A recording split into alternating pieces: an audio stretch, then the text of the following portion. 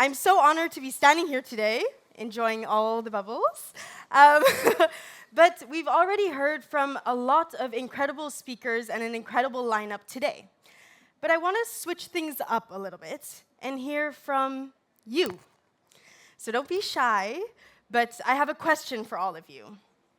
I'm wondering, and if you could share and shout your answers in one word, how do you feel about the state of the world today? Just shout it out. Sad. I hear sad. All right. Anybody else? Worried. Disbalanced. Yeah. This is a really interesting exercise to start with because often we get a very mixed group of answers. Sometimes we have people who are very, optimistic and they're like, amazing. And sometimes we have, like here today, most often than not, a little bit of a sadder tone, a little bit filled with more anxiety and worry.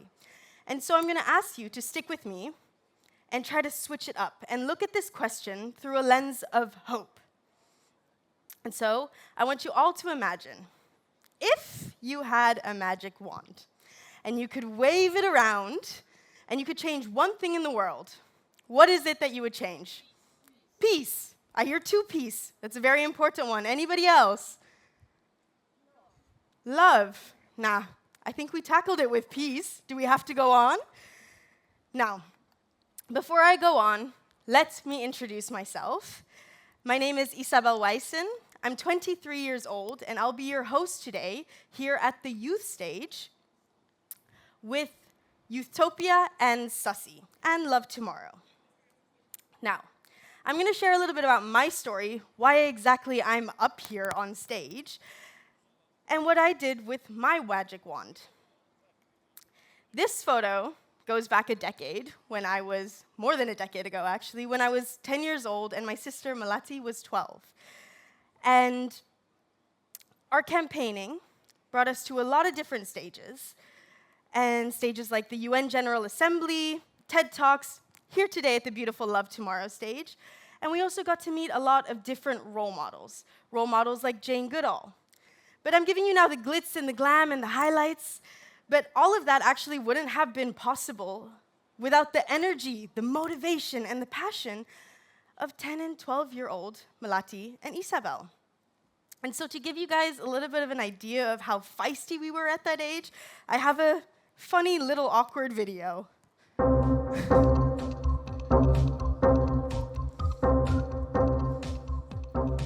Let's stop the cries of Mother Nature. Hello, future.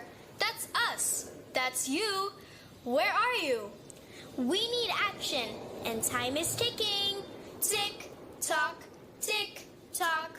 Where are you? Now, as you can see, we come from a generation, inderdaad, nice applause, where there's a sense of urgency, right? So we knew we had to do something growing up.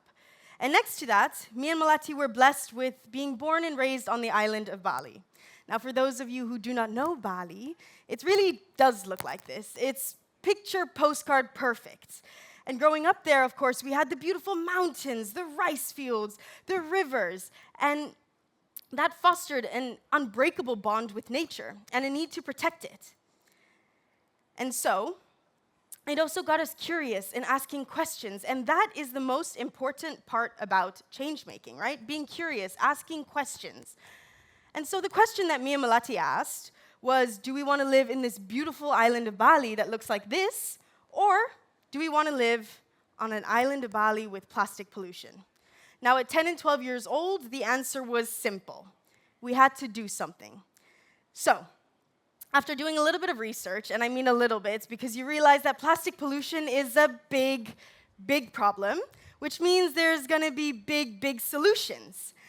And so we thought, okay, let's start with one thing, the plastic bags. And so, Bye Bye Plastic Bags was born.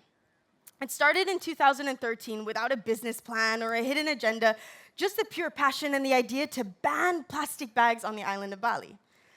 Now, over a decade later, Bye Bye Plastic Bags has actually grown into a global movement where we have over 60 teams globally, and it's all led by young kids, right? We started when we were 10 and 12 years old, and all of these teams are also led by high schoolers, middle schoolers, university students.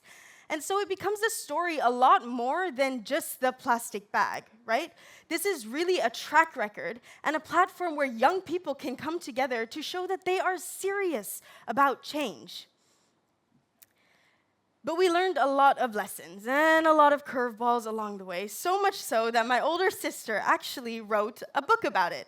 It's called Change Starts Now, and it's available online, but it includes over 100 lessons from a change maker about, how to start your team, how to not give up when it gets hard, how to write a business plan, right? What even is a business plan? All these questions are answered. So if you want to check it out, be my guest. But within Bye Bye Plastic Bags, we did a lot of things in those 10 years. We did big action cleanups, signing petitions, and a lot of educational campaigns. My sister always likes to joke that we actually spent a little bit more time in everyone else's classrooms than our own. But we always got the same questions when we were talking to our peers. And that was, how can we do what you do? Questions like this up on the screen. How can I start? Where can I go to learn these skills? And so that is where our next project, Youthtopia, was actually born.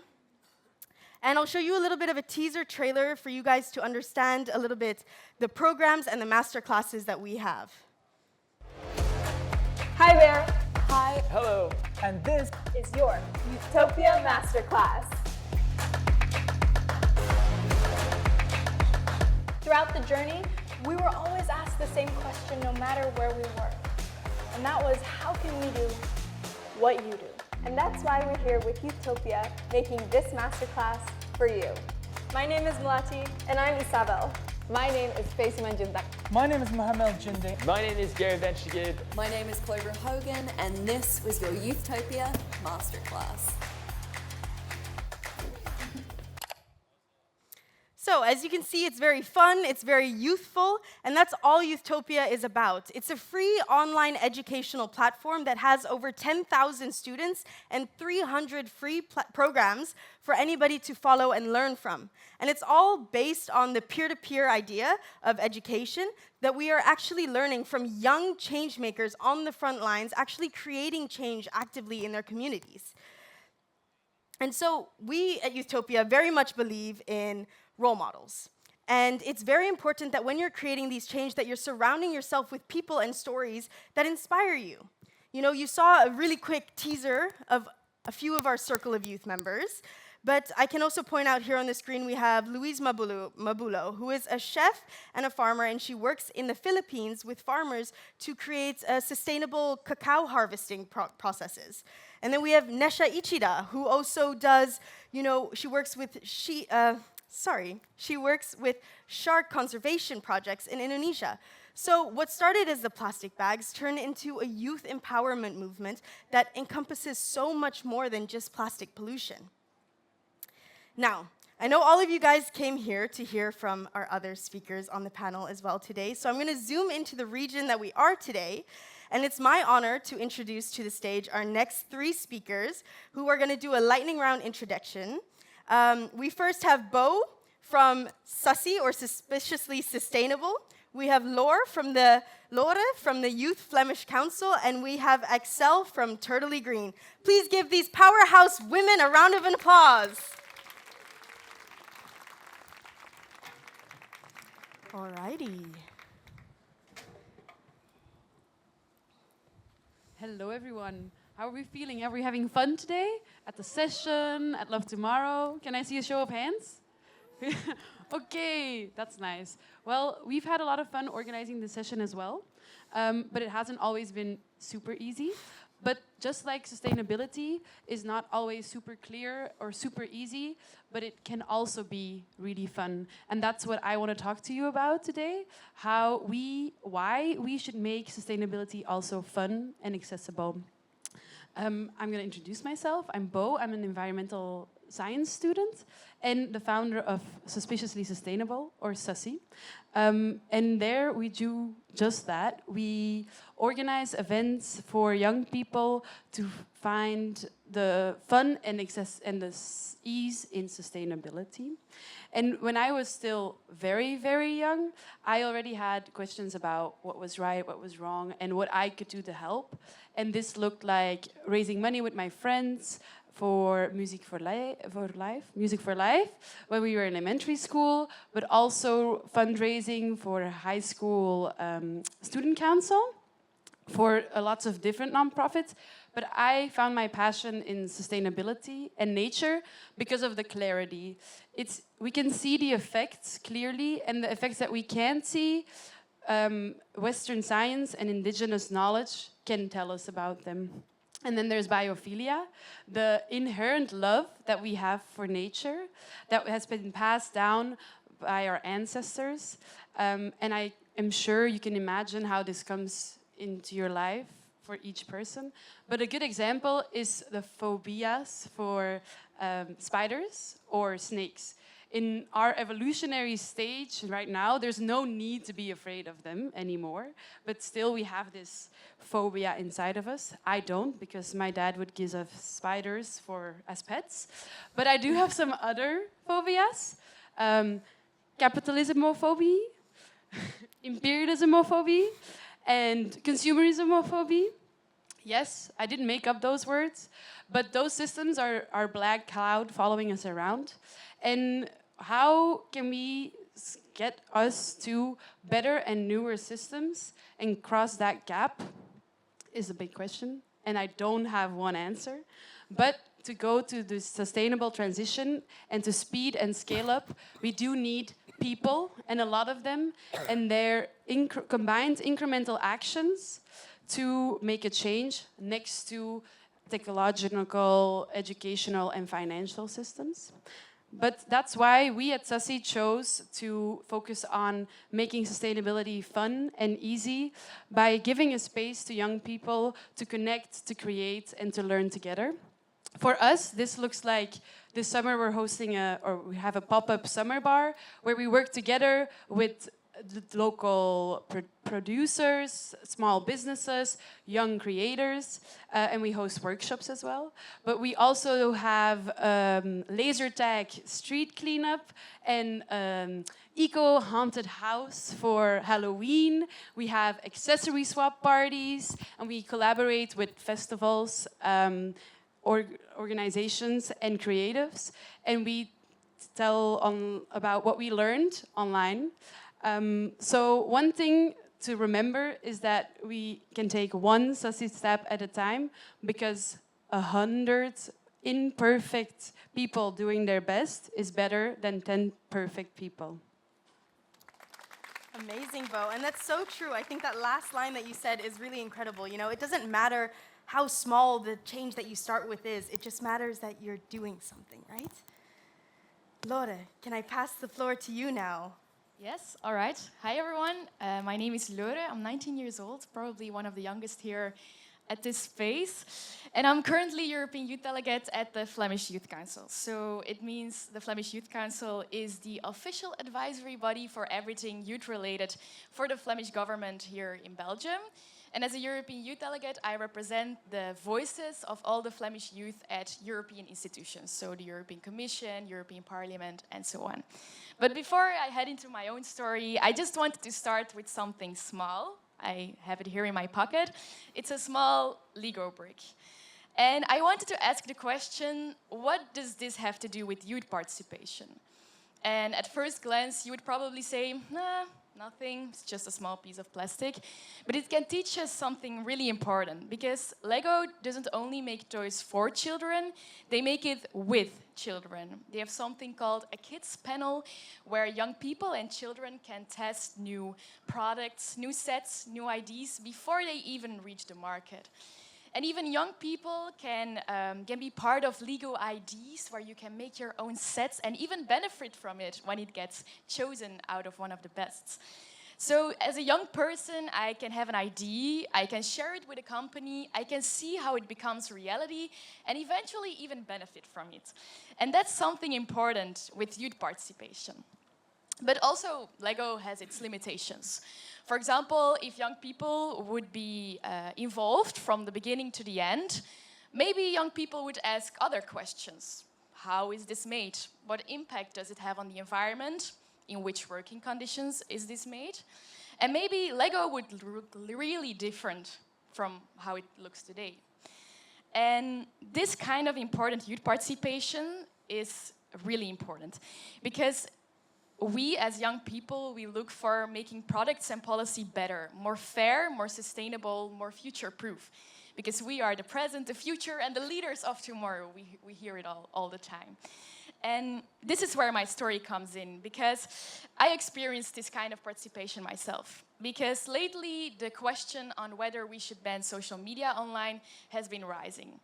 And the most easy solution I heard from the politics was, let's just ban it. And I know it sounds really attractive, but maybe this is not the case. Maybe it's not this easy.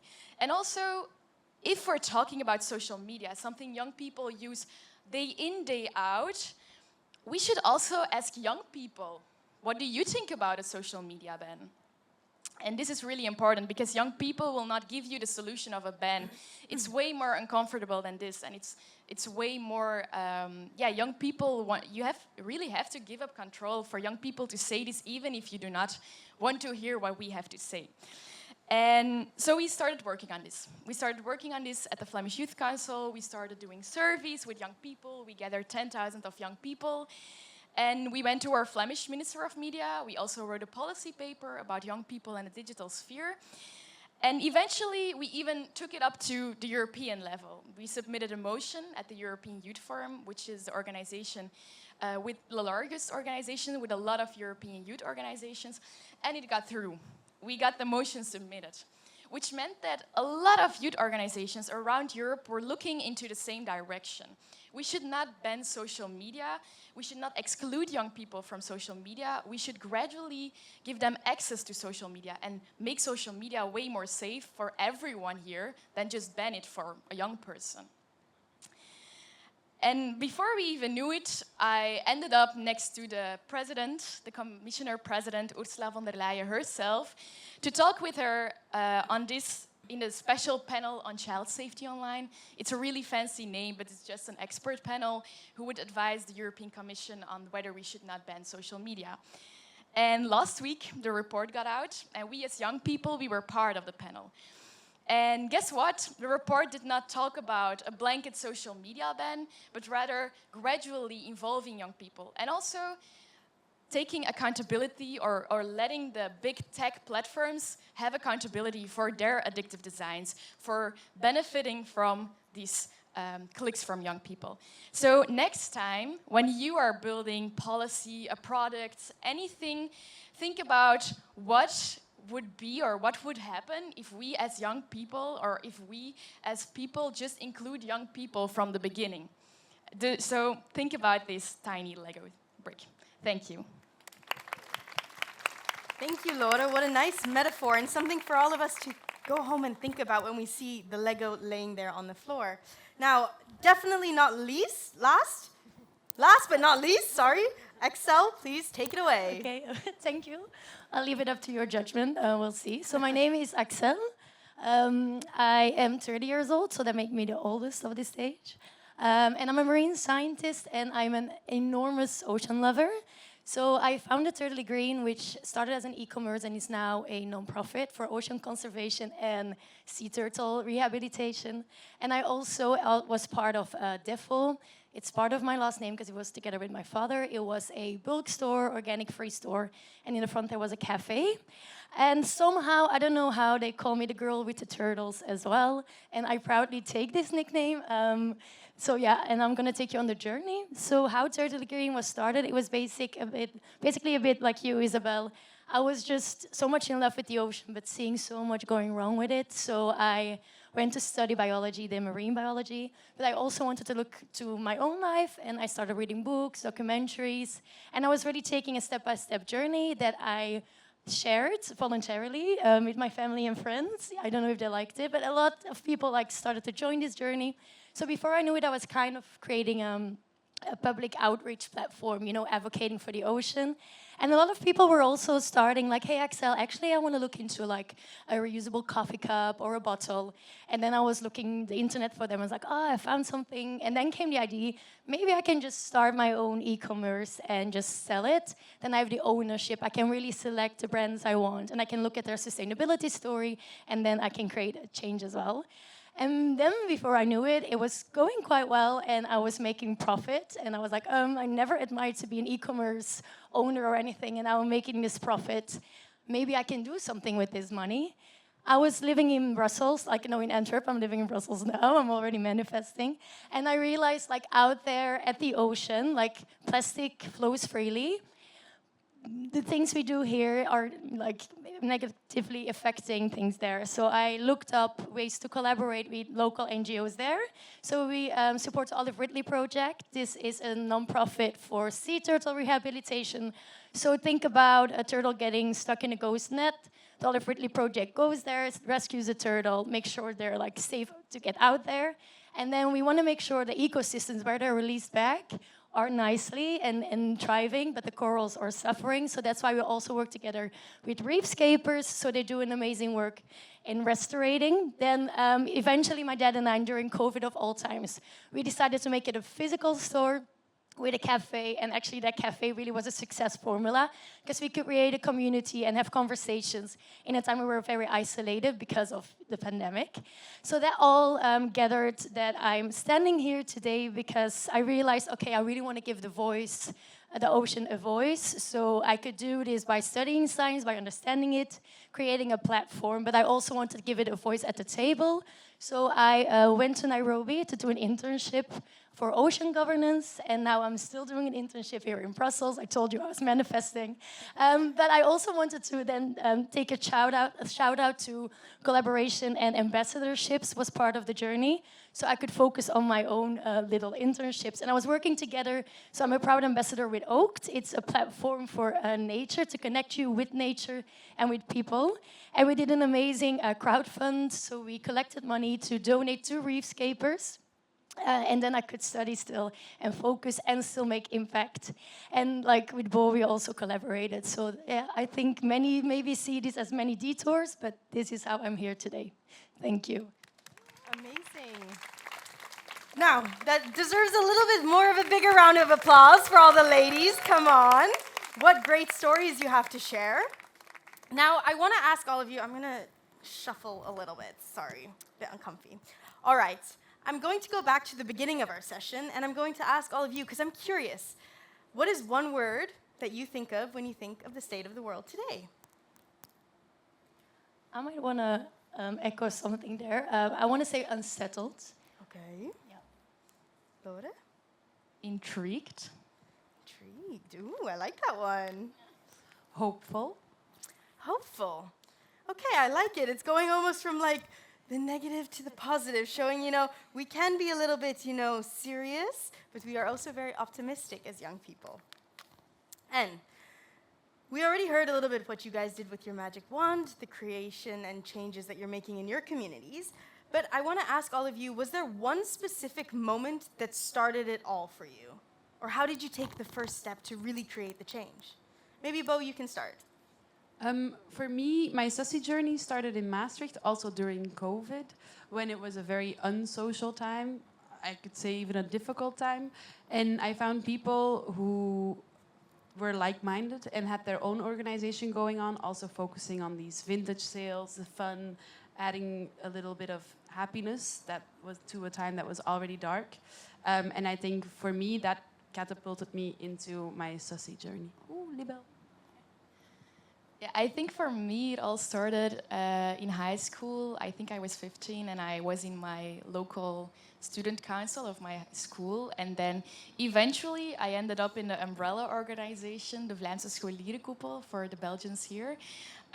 And that's how I got into the world. And I feel like once you're in this kind of youth participation, like you also said, you meet new people and you find new ways to have an impact. think you know. Mine started all the way in Fiji.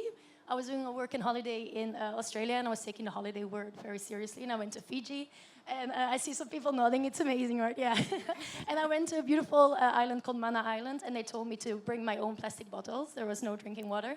So I did, and I want to be a good citizen. So I was like, hi, where can I recycle this? And they just looked at me, and they were just like, oh, yeah, just follow me. And they just turned me where they burned all the plastic. And that was, for me, really a moment to be like, okay, we're living in, and I've said this already before, in a world where plastic flows freely, but ways to manage it does not. And I really felt like, I don't know, I was like, I need to know more about this. Yeah, so that's definitely. where it all started. I think I see the same situation back home, you know, like there's no other option for the community when there is no proper waste management, unless it's in the private sector, which is a privilege not everybody has. And so it's definitely, that's really like a moment to like push and be like, okay, how can we get everybody involved? Now, I'm going to combine two of my questions because I do want to leave some time actually for the audience today to also ask questions here to our panelists. So I'm going to combine these two. Obviously, in the work that we do in the many years, is there anything you would have done differently? Also because, as young people, we get a lot of generalized misconceptions about young people. And if so, what's the biggest one that you faced? I think when I was thinking about what I should say today, I wanted to start the speech with, what do you think about it? You're still a child. And it's something you hear a lot when you start really young. And it annoys me so much. But at the same time, you get a lot of energy from it because you know something about it and you've been working on it. So I think that's one of the biggest misconceptions. Yeah. I might want to, I really do agree with this. It was like the girl with the turtle name was just because people were like, oh yeah, go save the turtles, like very cutesy. And I was like, well, you know, I'll just take that name and just make it my own. But also then back to the collaboration, being young and naive sometimes gives you a lot of room and people that believe in you. So what I would do differently is look way earlier into collaborating and get like-minded people together. And as I've mentioned, collaborations, people really give you the energy to keep going. So, yeah. I agree completely with Axel. I would have tried even more to, at a younger age, find people that are like-minded and find like a feeling of home maybe, or that you can feel supported in your journey. Because I don't think that's always the easiest. Nice. The next question I have is taking it a little bit to a more serious tone. I want to ask you up here, what's your biggest worry for the future? You know, we hear a lot about, you know, the future and the people that are going to live in it, which is the youth. And so I'm wondering, what is your biggest worry in the future? But also, to keep it light and fun, what is giving you hope? Okay, they're looking at me, amazing. For me, it's with my words. My worry is that we get more and more polarized, like everything on the news, and we're just really getting divided. But then my hope is also, like the answer a bit, like finding harmony again with each other, just to like realize we're all just human beings, but also with nature, learn to like live with it and not from it. Yeah. Yeah, I think that very much echoes my worry that we underestimate the tipping points and the capacity of nature to carry our abuse almost. But my hope in that is that all the systems we're building right now, the things we're learning, the shifts that we're making into reality, that will be something to fall back on and grow again from. I can vote. No, I think my biggest scare for the future is pessimism. I feel like we're lacking hope in today's world because we're doing bad in every report, and nature is, and we're not doing enough for the climate, and we have more wars, etc. So not having this optimistic view to the future really makes it hard as a young person also growing up. And what gives me hope are people like you. You're all making your own small impact, even though you hear these kind of things like, oh, you're just a girl with a turtle, you're not going to save the environment. Yeah, sure, but I'm still doing something that makes impact. So that's my biggest hope. So true. I think when I'm standing up here, I feel like, oh, I can finally take an exhale, you know, like the world is in good hands. Like, we're going to fix it somehow, sometime, but we're going to do it. And speaking about admiring each other, and young people at Youthtopia, like I said, we're really big fans of role models. Can you guys maybe share a couple of your role models and give a little bit of homework to the crowd so that they can go home, search them up, and learn about somebody new?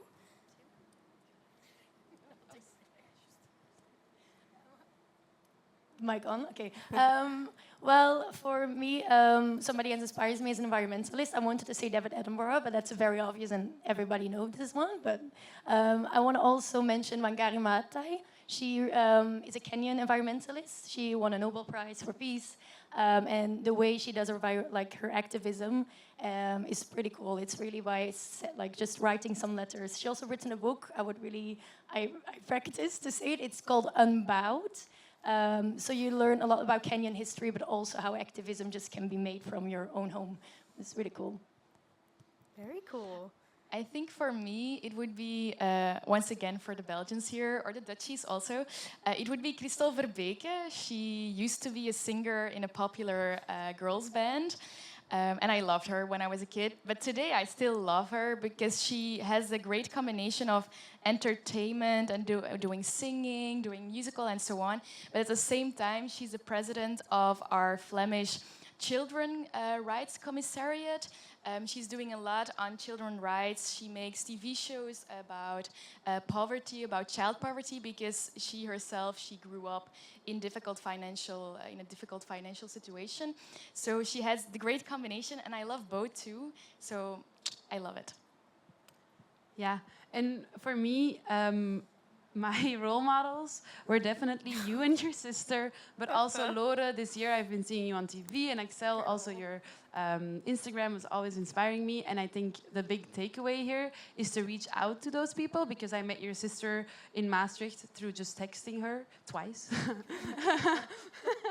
And this weekend I met some more idols, Finn and Jack Harris, who are amazing environmentalists. And I think just reaching out and trying to collaborate, as we've all been saying, and maybe you end up on stage with your role models as well. Amazing. So cool, Bo. You're my role model. Amazing. Now, I have one last question for you girls before we open it up to the audience. And I want to give you girls the opportunity here and the moment to share with the audience anything that you're up to in the next few months, or that people can look out for, events, online screenings, I don't know, anything. Please let us know. I love how the heads always go like this. Well, it's going to sound like a buzzword now, but collaboration. I am going to Sri Lanka soon, and everything I used to do with my marine science, if I had to travel, I want to work together with local NGOs.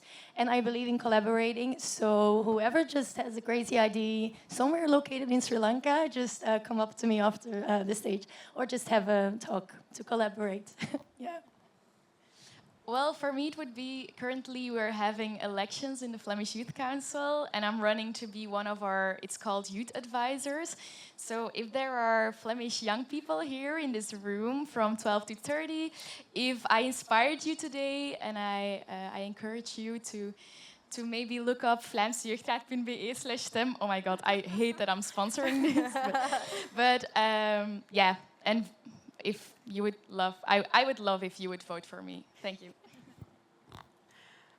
Yeah, same here. We are here all day, so if there's anything, come find us. And if you are in Antwerp or around Antwerp, feel very free to come visit the summer bar that we're hosting right now. We also have workshops. On Sunday, we have a pickle workshop. No, a kombucha workshop.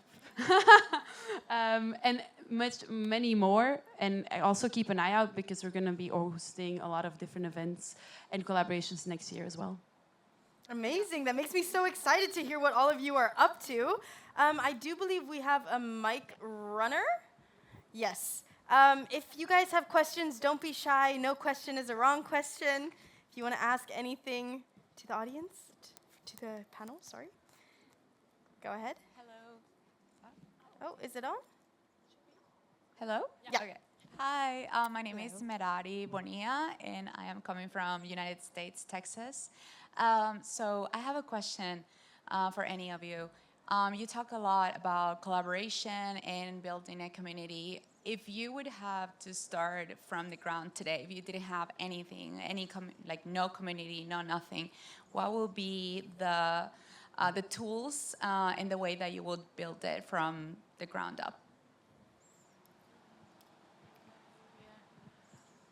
I think specifically because I mentioned that this weekend I ran into some more of my role models, and I actually just always try to reach out to people with the motivation and the happiness I have about my project and the hope that I have, and be open to it, but also go out there and look for those people that have similar mindsets that are going to support you, because I do know it's not always easy to find them, but I think once you find them, hold on.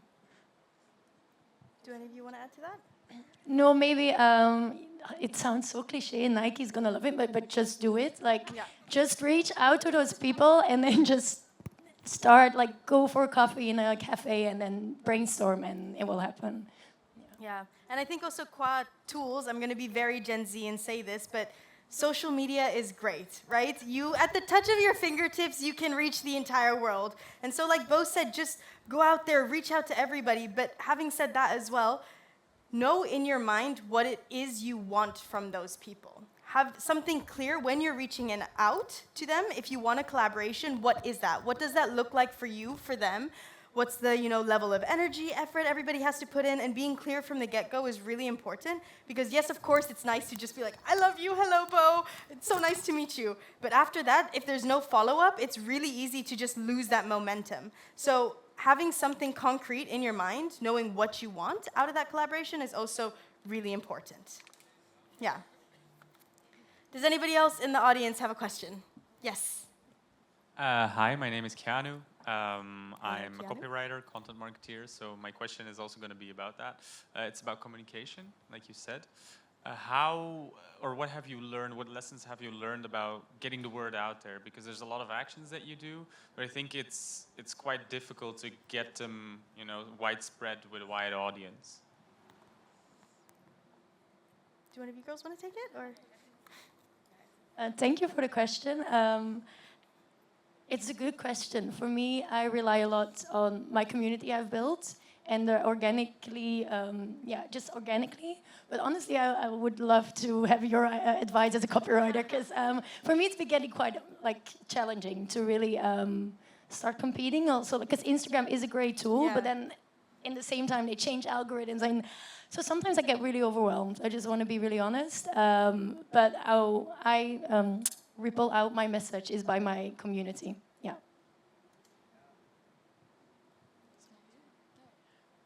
I echo that. I think I'm still trying to find out and trying to put things out there in different medias. But I do also think just having these people and these friends that are there for you, and that want to support you. I called you guys one day before the deadline.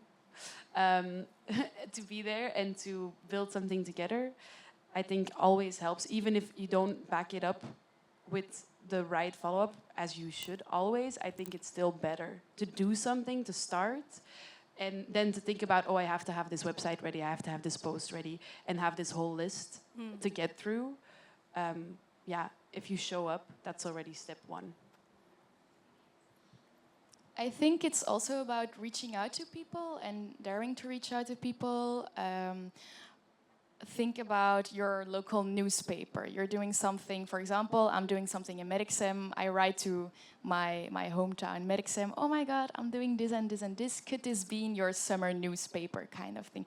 It starts with these kind of things. And I started this way as well in the local Antwerp news. And eventually now I'm on national television talking about the things I'm doing. So sometimes it's about reaching out, getting your story somewhere. Even if it's a local newspaper, even if you're hanging somewhere on a board next to your supermarket, it's about keep on doing this and keep on repeating, even if you feel like it doesn't do a lot, it does eventually. So what I'm hearing, sort of a little common thread between all of you, is persistence, right? You got to just keep going until you find something that clicks. Try everything almost, if you can. Beautiful that the sun came out. I think we have time for one last question from the audience before I have to wrap it up for the youth stage. Is there any takers? All right. If not, if you're too shy, we're here for the rest of the day, so please don't be afraid to come up to us. We don't bite, I promise. But yeah, I just want to say thank you, everybody, for coming out. It's been super inspirational, and we're super honored to be here today at the Love Tomorrow stage and being able to share the voices of the youth to this community. And hopefully, next year we'll be here again with Youthtopia and Sussy, so catch us. Look out for us on the timetable. Hopefully we'll be invited back after today. No, actually, we should mention that it's a partnership with Love Tomorrow. Yes. So we're going to be working on this for 3 years, also trying to bring more young people into the audience. Next year, looking at how we can do this, how we can have this youth participation in decisions as well. So yeah, keep an eye out. And hopefully next year we have a bigger session, no, I like this stage. But more young people on stage. And we hope to see you there as well. Yeah, let us know who you want to see on the stage next year and who you want to hear from. But with that, give the ladies a round of applause. Thank you so much, and thank you to the technical team, the team of Love Tomorrow, for helping us out and being here today. And we'll see you next year. Goodbye. All right.